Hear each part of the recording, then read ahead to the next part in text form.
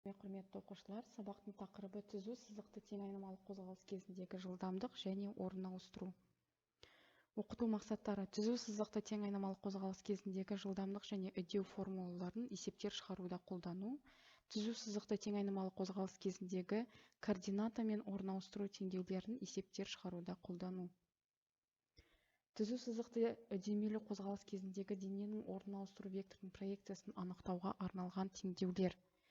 S тең болады v0 t қосылған at квадрат бөлінген 2.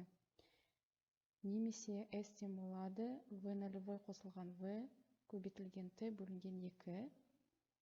Және де егер де есепте уақыт берілмесе, онда S тең болады v квадрат минус v0 квадрат бөлінген 2a формулалар қолдануға болады. Екінші теңдеу бұл геометриялық фигуралардың аудандары арқылы шығарылған теңдеу. Оны есептер шығару кезінде практика жүзінде көруге болады.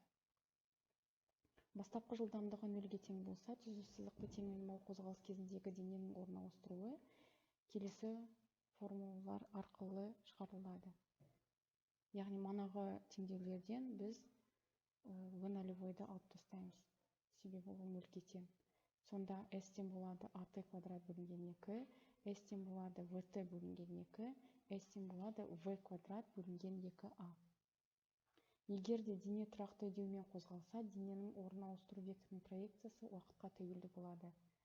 Бұл жерде график бізде парабола түрінде болады. Себебі формулада көріп отырғанымыздай, S тең болады at квадрат бөлінген 2. Яғни квадраттық теңдеу график парабола болады.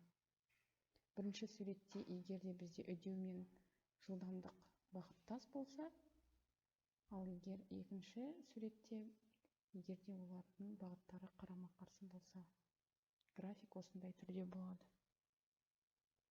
Тұрақты үдеумен қозғалатын дененің уақытына тәуелділік графигі. X тең болады x0 v0 t қосылған at квадрат бөлінген 2. Графигі парабола болады. Енді бірінші есепті қарастырайық. Орташа жылдамдығы 18 км сағат болатын велосипедші 2 сағатта қанша жол жүріп өтеді деп сұрап тұр. Бұл есептің берілгені бойынша бізде уақыт 2 сағатқа тең, жылдамдығы 18 км сағатқа тең. Халықаралық бірліктер жүйесіне айналдырамыз. 2 сағат бізде 7200 секундқа тең болады, 18 км сағат бізде 5 метр секундқа тең болады. Формула S тең болады vt, себебі есептің шарты бойынша бізде бір қалыпсыз қозғалыс берілген, орташа жылдамдық. S тең болады vt. S тең болады бізде 7200-ді 5-ке көбейтеміз, 36.000 метр шығады. Немесе 36.000 метр бізде 36 километрге айналдыруға болады. Екінші есеп, тыныштықта тұрған шар көлбеу жазықтықтың бойымен домалап, алғашқы секундта 10 см жол жүрді. Осы шар 3 секундта қанша жол жүреді деп сұрап тұр. Есептің шарты бойынша тыныштықта деген сөз бар, яғни жылдамдығы 0-ге тең деген сөз. Бірінші уақытымыз бізде 1 секундқа, 1 секундтың ішінде 10 см жол жүрді. Енді 3 секундтағы қанша жол жүрді деп сұрап тұр. 10 сантиметрімізді халықаралық бірліктер жүйесіне айналдырамыз, ол 0,1 метрге тең. Формула S тең болады v0 t қосылған at квадрат бөлінген 2.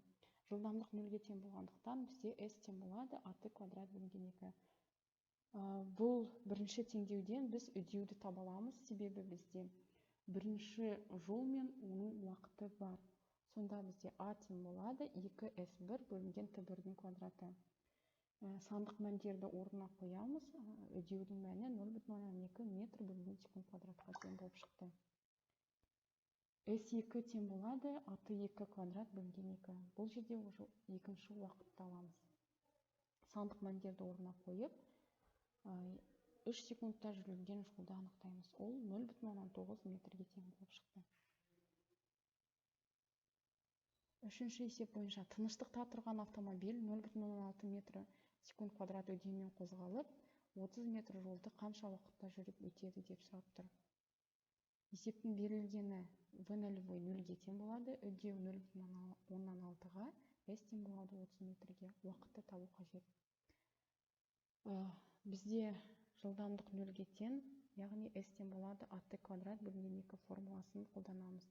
Бұл жерден біз уақытты тауып аламыз, яғни t тең болады түбір астында 2s бөлінген a. 2s сандық мәндерді орнына қойып, уақытты анықтаймыз. Уақыт бізде 10 секундқа тең. Минус 10 секунд бола алмайды, себебі уақыт теріс мәнде ешқашан болмайды. Бұл жауаптың мағынасы болмайды. Мылтықтың ұңғысының ортасындағы оқтың жылдамдығы ұңғыдан шығар мезеттегі жылдамдығынан неше есе қанша деп сұрап тұр. Есептің берілгені бойынша тыныштықта тұр, яғни жылдамдық 0-ге тең. Егер де s ұңғының ұзындығы болса, ал s бөлінген 2 ұңғының жартысының ұзындығы. Ұңғыдан шығатын мезеттегі жылдамдық бізде s тең болады v квадрат минус v0 квадрат бөлінген 2a, себебі есептің берілгені бойынша бізде уақыт жоқ. Осыдан біз v-ні табамыз. Бұл түбір астында 2as-қа тең. Ұңғының ортасынан өткен мезеттегі оқтың жылдамдығы v тең болады түбір астында 2as бөлінген 2-ге тең. Осыдан біз жылдамдықтардың қатынасын табамыз, түбір астында 2-ге тең болып шықты. Ол жуықтап 1,4 есе. Яғни екінші жылдамдықтың бірінші жылдамдыққа қатынасы 1,4 есеге тең. Екі мотоциклшының қозғалыс теңдеулері төменде көрсетілген. x1 тең болады 15 қосылған t квадрат және x2 тең болады 8t-ға. Олардың кездесу уақытын және кездесетін орнын анықтау қажет. Есептің берілгенін жазамыз. Теңдеулер жүйесін құрастырамыз. Олардың кездесу орнын табу қажет, яғни x1 мен x2 теңдеулері бір-біріне тең болу шарт. Осыдан бізде квадраттық, яғни 15 қосылған t квадрат тең болады 8t. t квадрат минус 8t қосылған 15 тең болады 0. Квадраттық теңдеу шығады. Бұл жерде дискриминант арқылы шығаруға болады, немесе Вет теоремасын қолдануға болады. Т1 бізде 5 секундқа тең, Т2 тең болады 3 секундқа. Уақыттың сан мәндерін теңдеулерге қойып, кездесетін орынды анықтаймыз. Бірінші 40 метр, екіншісі 24 метр. Неліктен екі жауап шықты? Себебі бірінші жауап кездесу қозғалыс басталған соң 3 секундтан кейінгі кездесетін орны 24 метр. Екінші жауап кездесу уақыты 5 секундтан соң кездесетін орны 40 метр. Себебі бірінші мотоциклшының бастапқы жылдамдығы 8 метр секунд, ал екінші мотоциклшының бастапқы жылдамдығы 0 метр секунд болды. Екінші мотоциклшы 15 метр алда тұрса да, бастапқы жылдамдығы болмаған соң, оны бірінші мотоциклшы 3 секундтан кейін қуып жетті. Бірақ екінші мотоциклшының жылдамдығы әр секунд сайын 1 метр секундқа артып отырғандықтан, ол екінші мотоциклшыны 5 секундтан кейін қайтадан қуып жетеді.